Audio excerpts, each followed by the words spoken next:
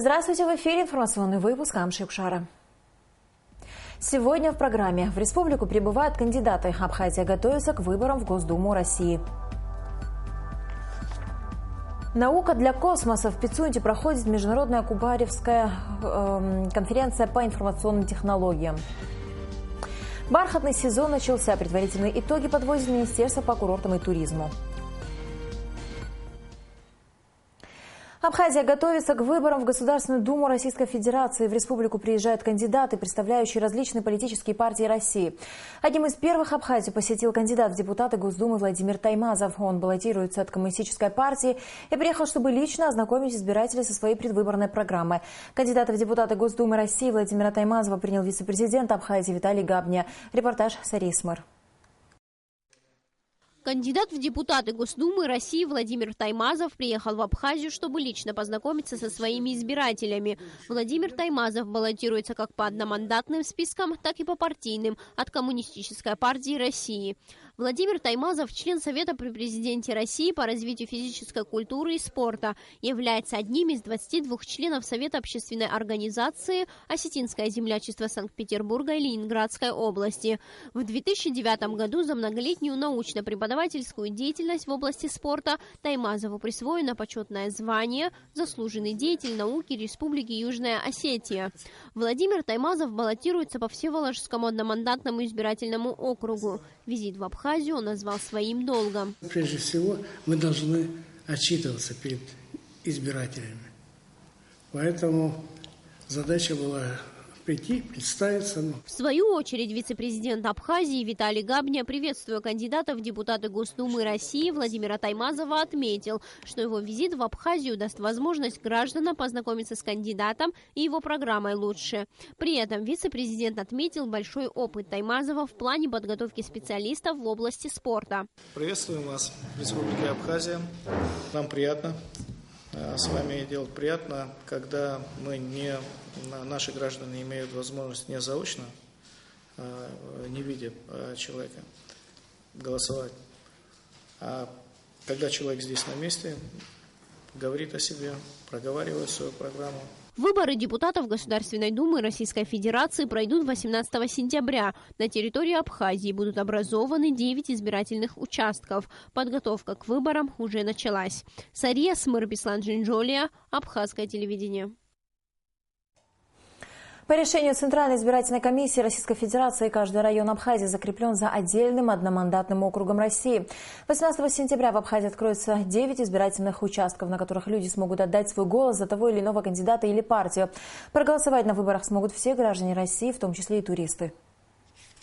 Выборы в Государственную Думу Российской Федерации организовываются за рубежом, везде, где есть представительство посольства Российской Федерации.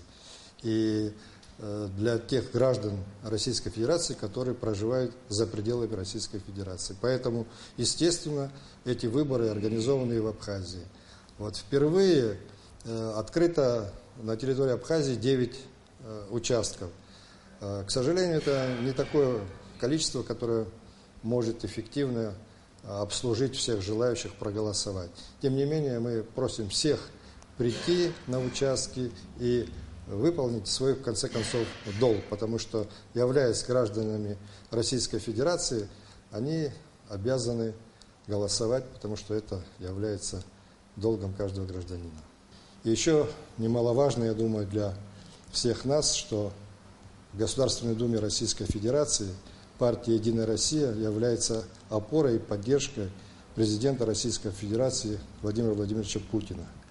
Все эти вот обстоятельства, я думаю, сделают для наших граждан правильное направление, и граждане Абхазии, имеющие российское гражданство, проголосуют за «Единую Россию».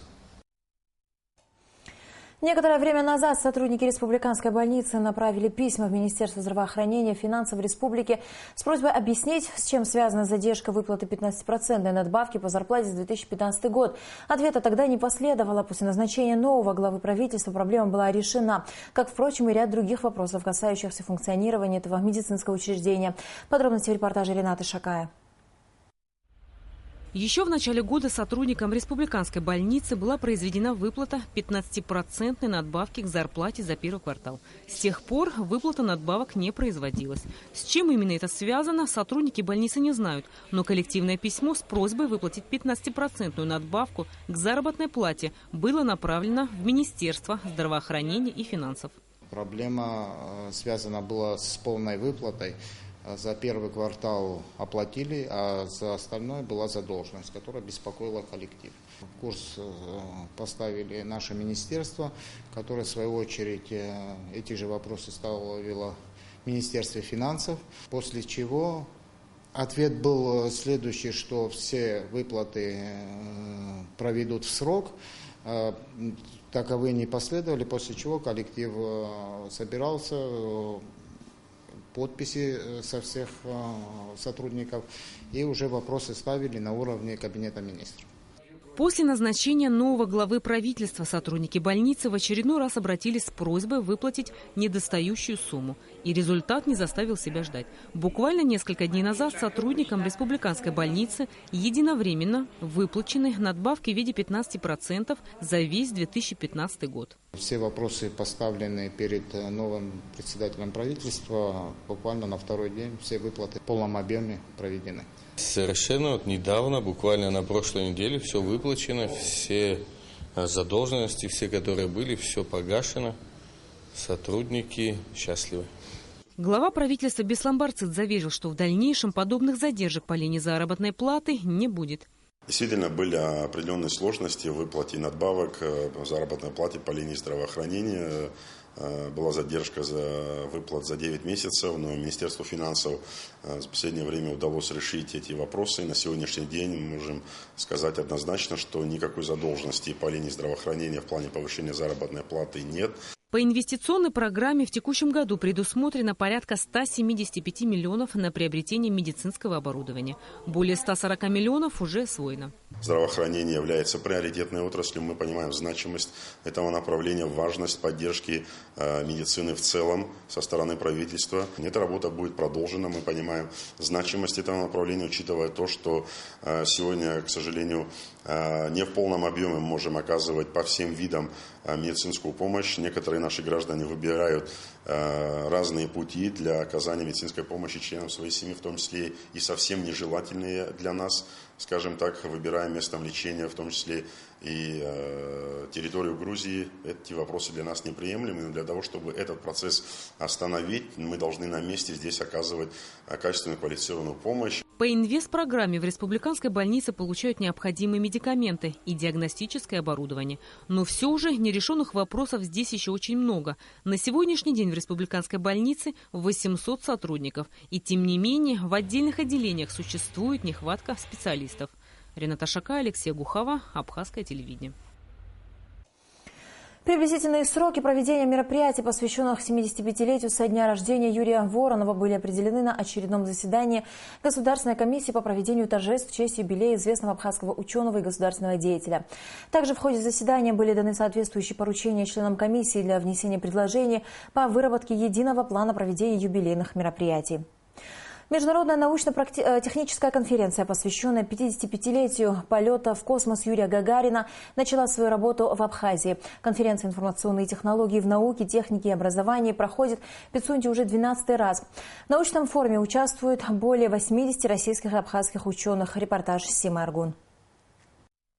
Научная конференция «Информационные технологии в науке, технике и образовании» традиционно проходит в Пицунде. Форум по праву получил в научных кругах название «Кубаревская». Области научных интересов организатора и инициатора конференции Юрия Кубарева и все его научные титулы не перечесть. Год этот юбилейный, я бы сказал, для всего мира.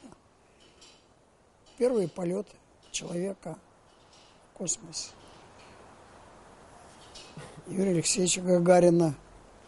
Здесь у нас на конференции присутствуют те, кто воспитывает космонавтов, будущих космонавтов, делает отбор В юбилейном мероприятии приняли участие более 80 инженеров-конструкторов, видных ученых. В рамках конференции была проведена работа по секциям. Сегодня с двухчасовым докладом выступил видный ученый Геннадий Козлов. Он рассказал о проблемах и перспективах системы науки и образования. В течение 12 лет ученые приезжают на конференцию в Абхазию для решения 3 важнейших проблем. Оказать помощь ученым Абхазии, собрать большое количество ученых разных профилей для обмена знаниями в разных областях и укрепить здоровье ученых-участников конференции. Кубаревская конференция в первую очередь направлена на восстановление и развитие научного потенциала нашей страны. Научный потенциал вашей страны, в культуре он признан. И очень хорошо, что вы в культуре, в медицине, в науке всегда были в первых рядах. Что касается технических наук, то у вас был громаднейший научный центр, физико-технический институт, который свою роль в силу исторических обстоятельств, связанных с Россией, и в какой-то мере сумел все-таки многое сохранить. Главная цель подобных конференций – обмен опытом. Опыт, который так необходим нашим студентам. Знания и новые научные контакты, которые могут предопределить их дальнейшую судьбу. Наши студенты, присутствуя на такого рода конференциях, приобретают знания, которые мы не можем в силу объективных причин дать в Абхазском университете, скажем, в других научных учреждениях нашей республики, потому что тематика касается современной, как пилотируемые полеты в космос, изучение ракетных двигателей. Всем известно, что у нас нет соответствующей базы в Абхазском университете, поэтому ученые, представители различных городов, регионов России приглашают нашу молодежь, наших ученых, соответствующих свои лаборатории для изучения соответствующих направлений в научной деятельности в космонавтике. Конференция продлится до 2 недель. В ходе пленарных заседаний секционной работы участники форума обсудят широкий круг научно-теоретических и практических вопросов создания, эксплуатации ракетно-космических двигателей, авиационно-космических технологий и приборостроения, космического мониторинга окружающей среды и экологии. Один из дней работы обозначен как День науки Абхазии. Он пройдет в стенах главного вуза страны, ВАГУ, соучредителя конференции. Выступят не только именитые ученые, члены Академии наук Абхазии, но и поколения помладше. Сима Аргун, Саида Гухава, Абхазское телевидение. Бархатный сезон в республике набирает обороты. По информации министра по курортам и туризму Автандила Гарске, за 10 дней сентября отдыхающих уже приехало больше, чем за весь август. Это самый благоприятный период для отдыха. Нет изнуряющей летней жары, но и до холодов еще далеко. О предварительных итогах курортного сезона лета 2016 года в материале Амра Мичпа. 1 200 000 человек отдохнули в Абхазии за нынешний курортный сезон. Об этом сообщило Министерство по курортам и туризму республики. Данные выводили из количества зарегистрированных в 240 объектах размещения, в гостиницах, домах отдыха, а также в частном секторе и по количеству заезжавших экскурсионных групп. В отремонтированных корпусах пансионата Пицунда, где созданы современные условия проживания, поток туристов не уменьшается до сих пор. Едва успев убрать номер за уезжающими, приходится вселять новых постояльцев. А дельфинарий, открытый этим летом в городе Пицунда на территории одноименного пансионата, привлекает туристов и местных жителей из всей республики. По информации Министерства по курортам и туризму, больше всего отдыхающих в Гагре, Пицунде, Новом Афоне и Сухуме, так как именно в этих городах лучше развита соответствующая инфраструктура. Абхазию посещают в основном бюджетные туристы. Это люди среднего и ниже среднего достатка. Почему? Потому что если исключить построенные в последнее время гостиницы, которые достаточно хорошего уровня, но их не так много, то и сервисное обслуживание, и само материальное состояние наших объектов, оно как раз-таки для вот этой категории. По словам Автандила Гарске, наиболее посещаемыми туристическими объектами по-прежнему остаются Рицинский реликтовый парк и Новоафонская пещера. На 10 сентября идем с опережением. Рица дает 519 тысяч против 485 прошлого года. Новоафонская пещера на 10 сентября 329 тысяч против 325 прошлого года. В общем, можно сказать о том, что в этом году у нас будет небольшое увеличение процентов на 10-15. Все более привлекательной становится в экскурсионном плане и Восточная Абхазия. Знаменитый горячий лечебный источник в селе Кандах, пещеры в селе Отап, древние православные храмы в Ачамчирском, Творчалском и Галском районах, объекты, в которые целенаправленно приезжают и те, кто купил путевки, скажем, в Гагру или Пицунду. Министр по курортам и туризму заметил, что в Восточной Абхазии помимо уже существующих открываются новые туристические маршруты. К нам приходят молодые люди, которые просят помочь им открыть новые маршруты. В Министерстве по курортам и туризму есть отдел безопасности курортных маршрутов, который составляет все эти планы, маршруты, делает их безопасными. Сами своими глазами смотрят эти маршруты, выезжают, и после того, как они уже убедились в безопасности этих маршрутов, они дают разрешение. Такие маршруты в этом году, я начну, вот вы знаете о том, что есть Отапская пещера, и вот оттуда еще есть, значит, конный маршрут на водопады. После этого к нам приходили в этом году помочь открыть туристический маршрут на Губские водопады, Ходжальские водопады. Министр отметил, что в этом году очень много туристов приехали в Абхазию на собственных автомашинах. В какой-то степени именно поэтому, объясняет он, увеличилось количество дорожно-транспортных происшествий с участием отдыхающих. Чаще всего эти люди приезжают на 2-3 дня, и это количество машин увеличилось в несколько раз, вдвое-втрое. Мы будем смотреть вот те отчеты, которые мы ежегодно подбиваем итоги, и тогда мы вам дадим точные данные. Рискуя попасть под критику общества защитников животных, министр рассказал о жалобах туристов на большое количество бродячих животных в прибрежной полосе у гостиниц и объектов общественного питания. В начале сезона этих собак не было, а сегодня уже к концу сезона огромное количество собак наводнили все города. Откуда они берутся? Вот тут есть такой момент очень важный. Вот такие же взрослые собаки появились. Они не могли появиться за 2 месяца. Откуда они берутся? А я точно знаю, откуда берут, сам наблюдал.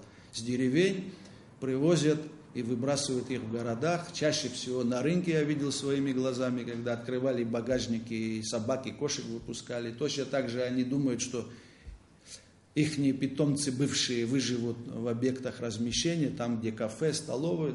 Это огромная проблема. По словам министра, никто не призывает усыплять животных, но каждый должен быть ответственен за собаку, хозяином которой он является. А выкидывать животное на улицу – поступок, который не красит человека. Автодил Гарский заметил, что помимо всего прочего и из таких деталей создается мнение туристов о стране и ее жителях. Амра Амичба, Эльдар Дамиров, Абхазское телевидение. В концертном зале Пицунского храма открылся 4-й международный фестиваль органной музыки. Накануне, в первый день фестиваля, с сольным концертом выступил лауреат международных конкурсов, солист Абхазской госфилармонии, органист Лука Гаделия. Международный фестиваль «Органные вечера» в Пицунде завершится 17 сентября концертом народной артистки Абхазии, солистки Абхазской государственной филармонии Марины Шамба. И в завершение выпуска о погоде. По сообщению гидрометеослужбы, завтра в Абхазии ждается переменная облачность, ночью и днем преимущественно без осадков, к вечеру временами дождь с грозой. Температура воздуха ночью 19-21, днем 26-28 градусов, температура морской воды 26 градусов.